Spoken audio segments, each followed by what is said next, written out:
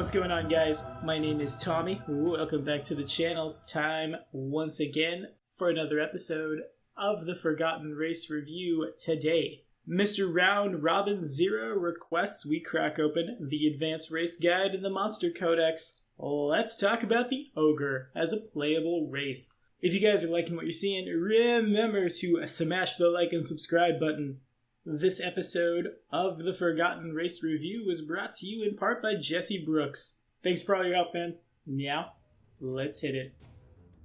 So, in mythology on planet Earth, ogres are often depicted as inhumanly large and tall and having a disproportionately large head, abundant hair, colored skin, a voracious appetite, usually for infants, and a strong body. The word ogre is of French origin, originally derived from the Etruscan god Orcus. Hey, I know that name. That's a god we've had for a while, who fed on human flesh. Of course, we see these guys all over the place, everywhere from History of the Kings of Britain to Puss in Boots and back again. They've been with us as long as we've been role-playing, basically. But in Pathfinder, ogres are blunderingly stupid and barbaric, with hideously thick arms and legs that bulge with massive, misshapen muscles. Ogres are the crudest and most populous of the giants, but generations of rampant inbreeding have turned them into a mockery of giant kind. As such, the other giant races detest ogres and treat their weaker cousins with derisive scorn, as you do, when you like incest. Ogre families are pretty insular, so of course they care little about these opinions. Twisted beasts that they are, suffering from physical defects and mutations at a dramatically higher rate than any other race, again, because of inbreeding. Ogres normally form family groups consisting of half a dozen to a dozen adults and juveniles, led exclusively by a powerful patriarch or matriarch known as the boss. Larger families have been known to exist, but ogres are so destructive that few areas can support a clan with more than a dozen members, to say nothing of Book 3 of Rise of the Rune Lords, where you're killing ogres just all day long. These guys require tremendous amounts of meat to survive, but they have very little patience for things like agriculture or animal husbandry, so they fill the larders by pillaging, robbing, and killing. Some act as hunters and trappers, but in lean times, ogres have no reservations about cannibalism. The sick or infirm don't survive long during famine, and any perceived rival might be quietly killed off to fill the stew pot, while also, eliminating dissent.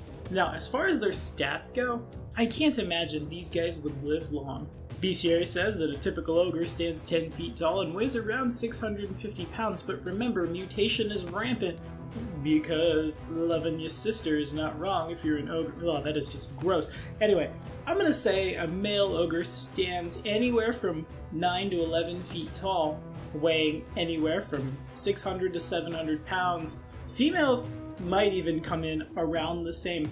That much of a variant there, from 9 to 11 feet, anywhere from 600 to 700 pounds, given, how many vestigial heads you're born with. These guys probably come of age pretty fast. I'm gonna say something along the lines of 10 years, not living more than a D20 plus 10 at most, as screwed up as their gene pool is. Now, as far as the character sheets go, an ogre receives a +4 to its strength, but a -2 to all 3 mental stats: intelligence, charisma, and wisdom.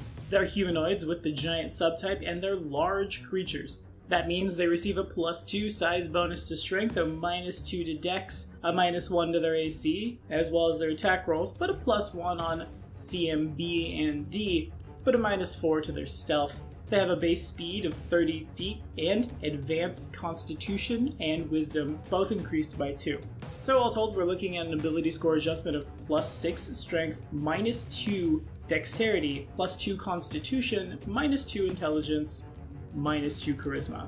Ogres have a total of +3 to their natural armor bonus, and they have a reach of 10 feet, as well as both dark and low light vision. And that's what we have. If you've ever wanted to play a crazy inbred thing, there you go. You've got it right here. Personally, I've heard too much "I smell man flesh" on the Sirenscape track for the Grawl farm of Rise of the Rune Lords, personally, to ever have much desire to do anything but stomp these guys' heads in until they're very dead.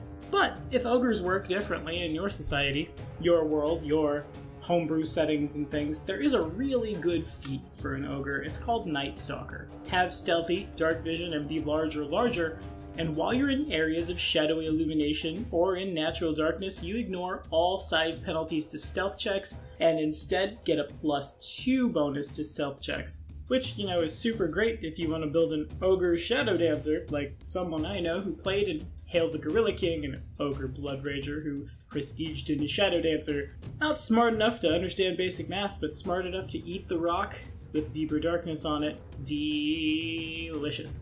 That was me! Anywho, ogres as PCs in my game, it kind of comes down to along the lines of playing something like an orc, but much more of a, what is that in my town? Oh my god! Than when the orc comes in. Again, it's a matter of what society you're playing in, what you can play, what you can't play, and how things function. But most of my games are in Pathfinder, and so we use Pathfinder's ogres. So certainly there is a great deal of stigma that one must roleplay around, or failing that, play an evil game and smash all the things, take all the food, all the way back to the hills have eyes. But what do you guys think about ogres? Have you played them before? Would you play them? Or are they just things we spirited charge to death? Let me know in the comments, but that's all we have for today. It's another template. Next week on the Forgotten Race Review, we'll be talking about the Animal Lord. I'll see you then.